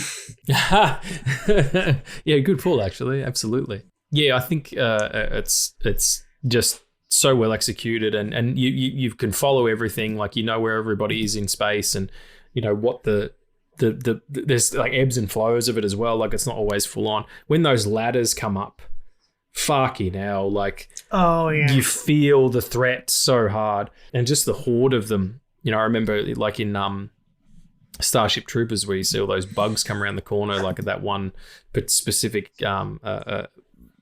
compound. You feel the fear. Just incredible. We'll get to a little bit more Helm's Deep later on. One thing I don't want to say, Aragorn taming this horse is a pretty fertile metaphor for the taming of his own spirit, but it's also Miranda Otto's character like watches him tame this horse, and she's like, "Hello, ooh, I am wetter than an otter's pocket." Tame my horse, please. Yes, that's all I'm saying, and she's totally into it. She also gets one of the best lines in the movie that I'll do later on, when in our sort of best lines or whatever. Yeah, it's really. I love her story. Like she's a warrior. She wants to be a warrior, but she also wants to fuck this guy. And he wants to too, apparently, because he helps her sleep and holds her hand. Whatever. Did you know Viggo kept that horse? I know. Yeah. I wish it was me. You wish it was you. Well, you do have a huge horse penis, so there you go. Just want to talk briefly about Arwen and Aragorn here, because is Liv Tyler an actual elf? Oh yeah. She looks like it. Yeah, definitely. Yeah, that conversation they have though is like, I'm human, you're immortal. Like I'm mortal, you're an elf. Like that's it's so harsh, and those stories, lovers who one of which is eternal, are always heartbreaking. And I find that when like they finally move, Elrond finally gets to move. He's finally, they've come. It's been put off for ages because Gandalf was there fucking around, and he had to convince his daughter that her boyfriend wasn't shit, and he was going to age like a little human bitch. And now we can go. And when he talks about it, like that's like, I know that it works out fine, but this middle bit is pretty rough. Yeah, definitely. And something about Liv Tyler's performance that nobody really talks about is like her normal voice is very light, and so she and for Arwen they wanted a deeper voice to have more of her authority. Like they didn't want her to be like a Mary Sue, per se, right? Yeah. They wanted her to be an actual character because. Like what they're like two prominent female characters in the Lord of the Rings. One of them is Arwen, and one of them is Arwen, and the other one is also maybe Arwen, but we don't know the names. And they both want to suck off this ranger as well. Yeah, this 80-year-old fucking ranger. They want to suck off a octogenarian fucking ranger. Who's been out and getting filthy on his horse all day. My goodness gracious. We were talking before about the kind of environmental message here of stuff. When Treebeard says of Saruman, he used to walk in my woods, but now he no longer cares for growing things. That's the whole movie is kind of in that, this purging of the land for no reason, for nothing other than power. Shooting these 3 movies at once and having to shoot a scene, I recently did a music video and I had to shoot all 3 scenes. It was only 3 scenes and I had to shoot them out of order. And I had to do pickup shots in each one because depending on when cast was going to be there and when I had to turn around to do like other coverage, I had to relight, so there's some shots with like over the shoulders but aren't lit from that side and all that shit. That was annoying. Like to fucking have to shoot 3 movies concurrently and switching between them from time to time sounds fucking exhausting. So yeah, hats off to PJ as well. We'll talk about him more at the end, in our final episode, just about how incredible this feat was and how just like he fucking directed the shit out of them. Like he really did. Like you forget that not only did he like make this behemoth of a saga, he also wrote it. He had this big of a book. For people who can't see me, imagine 2 elephant dicks, probably. Imagine that thick. Just like normal. Yes. That's what people imagine normally, right? Like every day they wake up. Yeah, when I think of how thick Lord of the Rings is, I think of 2 horses' penises, absolutely. But his horror roots come out a lot in this one, the dreamy quality of it, and yet the urgency, it doesn't feel as fantasy as it could.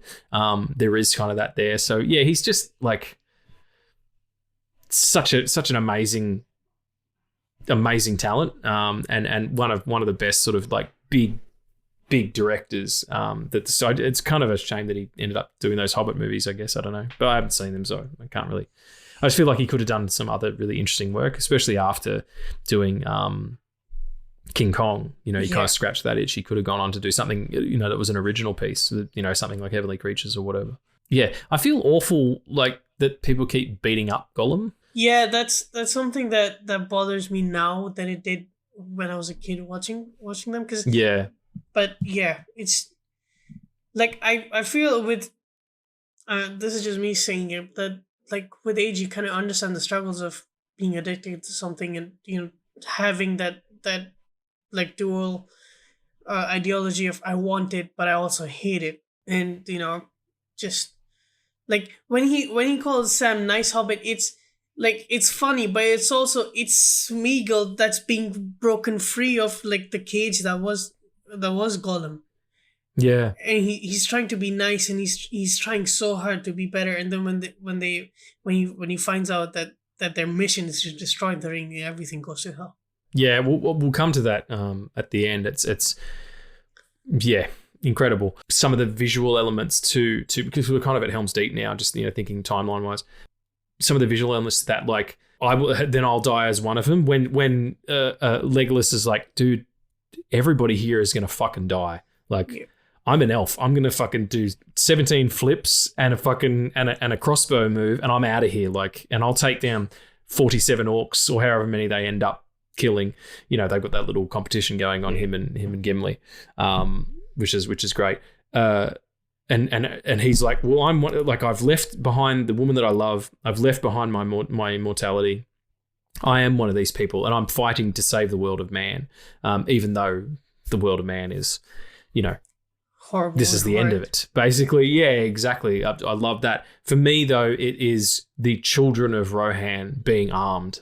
Child soldiers, like, I don't have kids, and I don't have any great affection for them. I don't have like any problem with kids either, but I just don't have them, so I don't feel the same way about them that other people do. But seeing a child be given a sword and don't even know how to hold a fucking something that's fun, it catches you a little bit, Like, it's also the helplessness that you feel that like, no matter what they do, it's coming their way. Like, there's no stopping it. And when it starts raining and they can see the lights heading towards Helm's Deep, Theoden says, so it begins. It's him realizing that this is it. He said it and it was real, and now it's on our doorstep.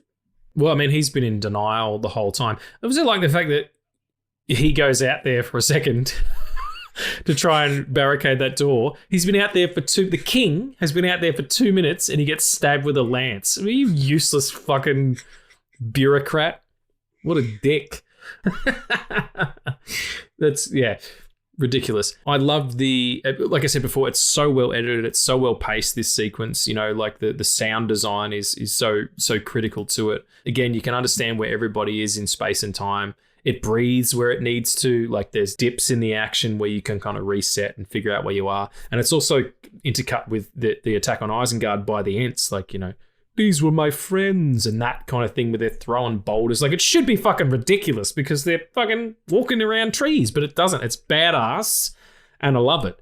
That's one of my favorite set pieces in the whole picture. Is that Isengard battle? The Isengard battle is great, but it also has the fucking impossible task to be in the cut with Helm's Deep, which is, like I said, the epic battle of all fantasy.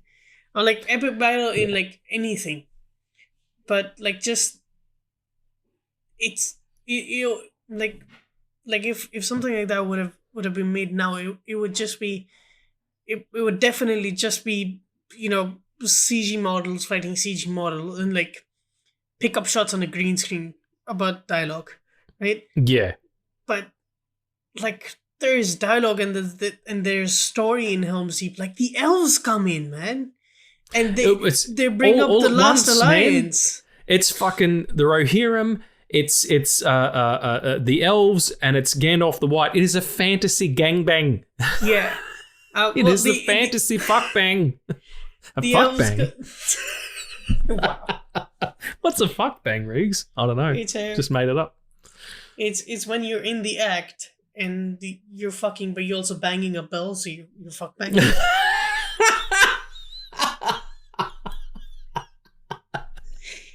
Or you're ringing a bell like a town crier. Hear ye, hear ye! I'm about to come.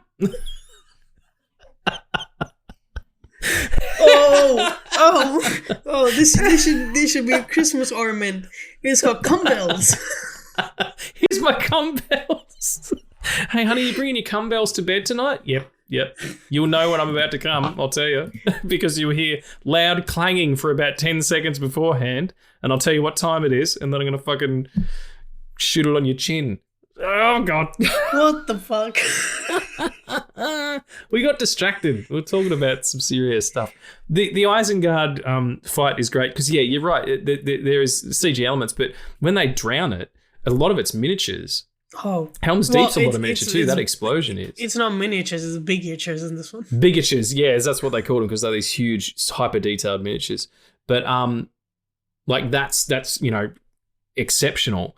And yeah, you do get, like, on the third day, look to the fifth day or whatever, look to the east, and you'll find, man, it's Gandalf coming down the hill with the Rohirrim, and the light comes behind them, and that blinds the orcs and fucking whooping all that orc ass. Just exceptional. And I was wondering, he's like arriving on the fifth day as planned. Has he seen all this happen? Is this some sort of precognition going on for Gandalf, do you think? Well, it's hard to say because Gandalf the White is the replacement for Saruman, because he essentially becomes the person that, as he says, that I am Saruman, or how you once was supposed to be. But yeah, and I don't know how much of it is. I think he's just like pre-calculating all this stuff. Well, he just knows how long it's going to take him to gather the Horse Lords and to get back to Helm's Deep. I just don't know. I felt like he kind of knew what was coming. True, but like again, then there's evidence in the third film of him not knowing what's coming. Yeah, that's true. Anyway, it was just a thought. But yeah, so the battle at Helm's Deep comes to an end satisfactorily for everybody. However, we get the fantastic line from Gandalf, "The battle for Middle-earth has just begun," which is great, kind of leading us into the next film. But before that, you get the beautiful, the rest of the orcs get eaten by the forest, and fuck you, which is fantastic. Merry and Pippin find a fuck ton of weed and get high. Oh my god. They get fucking high. This is why you watch the extended cut, to see them fucking high. Dude, they are so high in that scene. Like, part of me believes they were actually high. Than the actors there's were. Probably some good weed in New Zealand. I mean, the weather's quite pleasant. Everything's green. There's probably some fantastic... There's probably walking around ent weed trees in New Zealand going, all right, smoke me. That wasn't very New Zealand, but you know what I mean. Just these big bud trees walking around getting everybody shit-faced.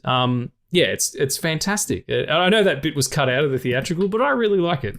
Isengard's underwater, and they're sitting there having found fucking barrels of different types of weed. Good, 1 barrel each. Yeah, the 1 barrel each is for sure, because motherfuckers don't be sharing that shit, You don't share your stash, even with your best mate. Yeah, that's really great. I also love the, Frodo's descent into madness as the ring really does start to take hold, and the whole time he's with Faramir, you're kind of seeing that happen. Faramir is a sad story. We'll get to more of that in the next one. But it's your Sam. It's your Sam. Like, it's really, and then his final speech, the stories that stay with you. There's some good in this world and it's worth fighting for. Cue the Shire theme. And I'm crying. Like, I'm sorry. Like, I don't give a shit. I know these are fake people and fake story and all that, but like it's a real story about like beings that have stakes and they love each other and they want to protect each other and they want to combat evil. Like, you do that every day. Every single day that you wake up on this earth, you combat evil. If you're a decent human being, you have to fight that off all the time. And it comes in all forms. It comes in the form of drug and alcohol addiction. It comes in the form of, racial inequality. It comes in the form of sexism, and it comes in the form of just hedonism and violence and impatience and all that stuff. And every day you have to get up and be a part of this society and be a part of this human race that we're all in, and you combat evil. And I think it's noble to tell stories about that stuff, because a lot of people don't get it. A lot of people just wake up and do all the stuff that they have to do, and then they go to bed, and they go asleep. And that's not what it is. Like, this whole thing, all of this is pretty fucking remarkable if you give it a chance. And that's why I like these stories, because it is worth fighting for. I can't put it more perfectly than you did. Well, don't worry. It's beautiful. It's wonderful. Final thoughts. The shadow of Mordor hangs heavy over the end of this picture, especially with the hint at Shelob, which is actually in the Two Towers book, but they thought it would be back heavy if they did that. That's my favourite sequence from Return of the King. Looking forward to talking about that next week. Final thoughts on The Lord of the Rings, The Two Towers. As someone who's loved fantasy their whole life, and Lord of the Rings being the catalyst for that, You said that I know that these are real people and it's not a real world. Well, that's the misconception of fantasy. That you tell these stories and there are real people and this is a real world, and it's real because it matters to you, and there is no harm in admitting that, because if something matters to you, then it is real, irrespective of it being actually tangible or not. We talked about environmental versus industrialism, and that's heavy in this part, but it's not the only thing. Like there's grief in Theoden's story, there is grief in Gollum's story, and then there's hope with Gollum when he fights back. But there's hope with Smeagol when he fights back Gollum in that scene, and when Gollum goes away, he goes about dancing, and Sam's speech by the end is Peter Jackson is Peter Jackson letting us know that irrespective of who you root for, Sam is the greatest character in all of fiction. And I think something that I think I missed, and like is something that like struck me this time, is the Frodo and Sam stuff, especially in Two Towers. And it's very prominent in The Return of the King, but it lasts very little. But this whole film, like Sam is fighting against Frodo's addiction for him, because, or like the pull and the seduction that it has, plus the evidence of Gollum just being this way makes it even harder. And Sam is seeing his best friend slip away, and he's trying to be level-headed, but also to keep him at his own, to keep him warned, and like he's trying his hardest to not have Frodo end up like Gollum, and that creates a divide where Frodo believes that Sam wouldn't understand what it's like to carry the burden because he hasn't, and the only person that he can relate to is Gollum, and that's not untrue, but it's like it's a relationship, and it's a part of a relationship that's not explored in any kind of media. And it's because when somebody fights something like addiction, or a pull towards something that would end up destroying themselves, it is not only them, but if they have their loved ones, they're trying their hardest to fight for them as well. And that goes unnoticed because you only see the suffering of the person that's being affected directly. Yeah, beautifully put. Absolutely. And that's so much more of that comes up in the next picture as well. The degrading of that relationship, and Frodo really being able to recognize seeing Gollum himself when he can't see that in his actual partner, the person who's with him. So that's The Lord of the Rings, The Two Towers, everyone. We do hope you enjoyed the episode. Thank you so much for being here. We love you. We appreciate you. Do you want to do like 3 favourite lines? Because we did favourite scenes last time. Yes. Do 3 favourite lines real quick. It's Treebeard saying, "We lost them," about the Entwives. Because, the most hardest part of selling this is that this is a tree that walks. And there's a species of trees that walk. And so your natural question would be, or your first question would be, well, how do you differentiate between trees and these? And it's like, yeah, they don't know how to do that either, because they lose their wives and kids because they don't know which trees we don't know which ones are the ones that walk around, which ones are the ones that just stick around in the ground and don't talk at all. Yeah, very true. I think one of my favourite lines is it's in direct response to something. It's when Boromir says to Sam, "What are you, his bodyguard?" "Gardener." His gardener. Yeah. So good. What's another one of yours? I'll get to it, but also I thought of something so fucking silly that I have to say it. Please, you're on the perfect show for it. It's an ant having like hardcore intercourse with another ant, and then after he comes, he realizes it's just an ordinary just a tree. He just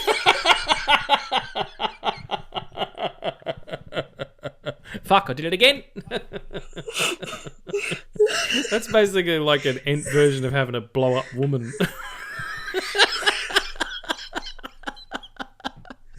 It totally is. You gonna go out to the club tonight, Treebeard? No, I'm just gonna stay at home and fuck my ficus that I've got in the corner.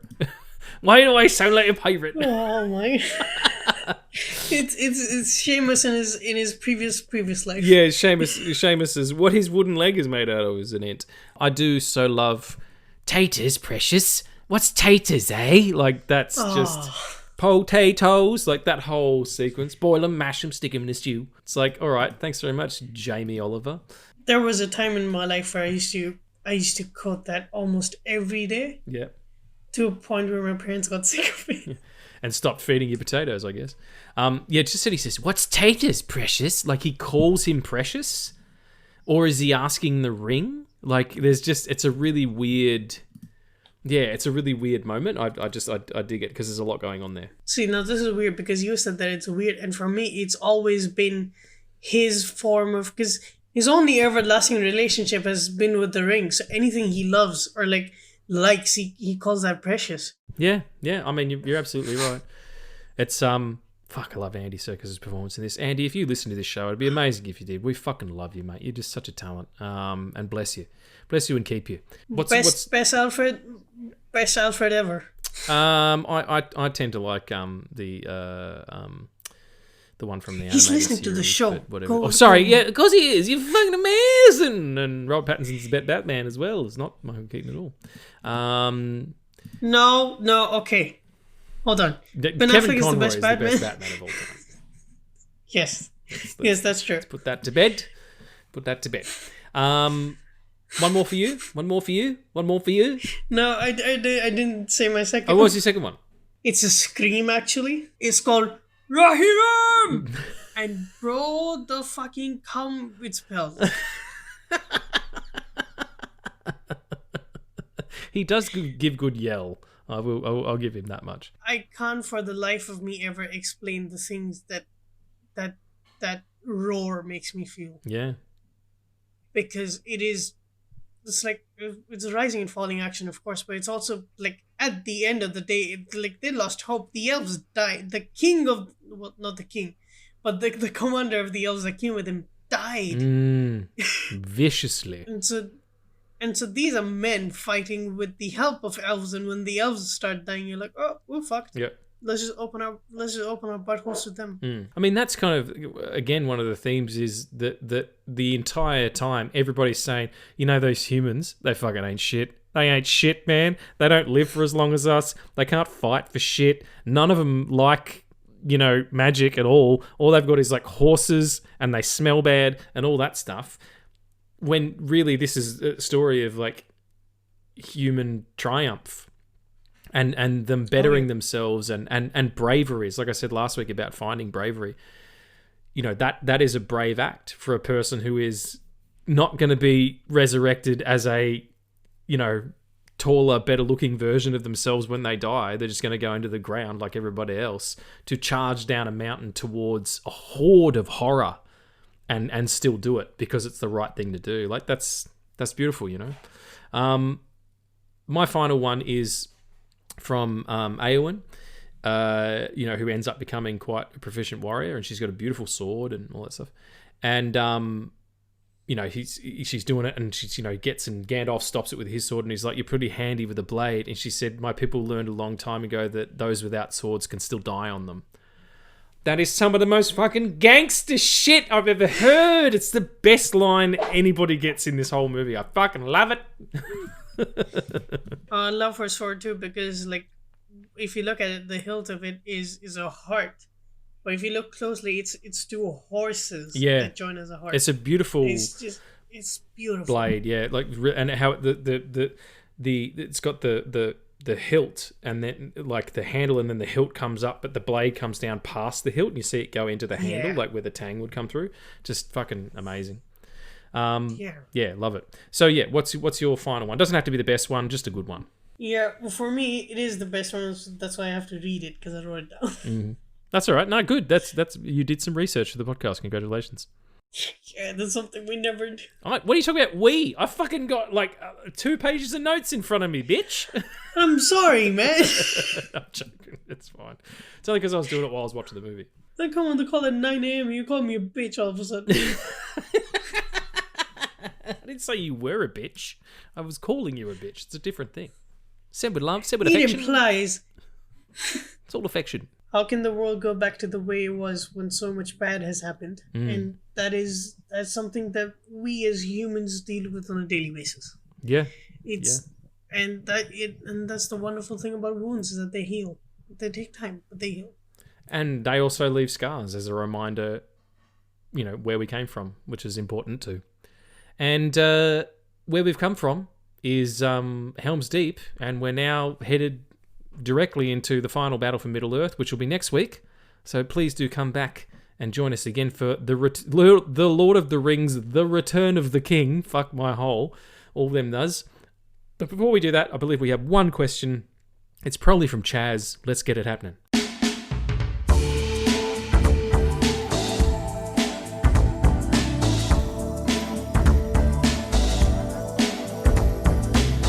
Is it from Chaz?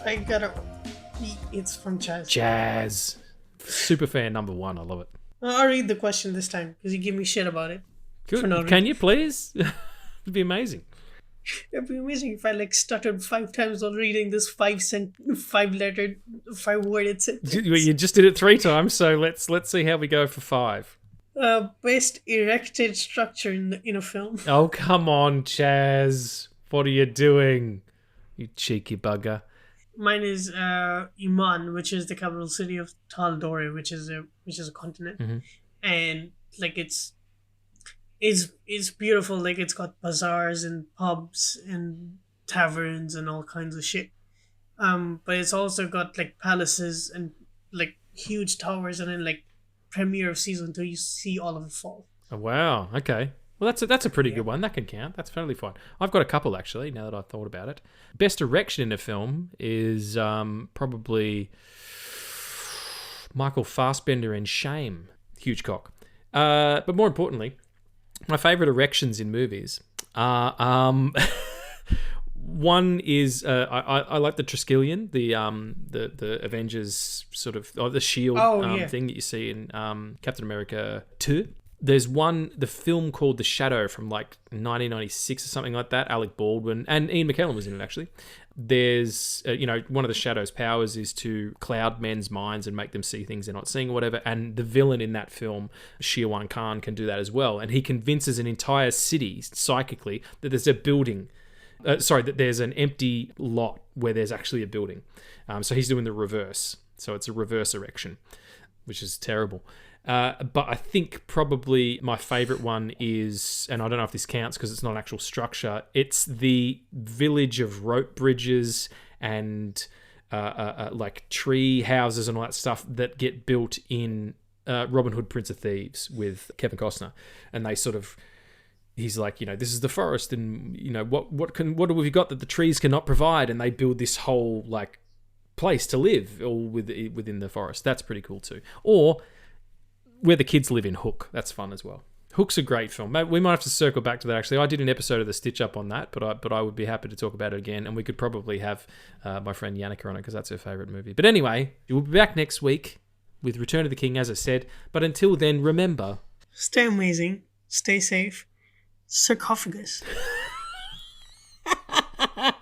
Throwback to the Moon Knight. Sarcophagon. Policia. Love you, mate. See ya.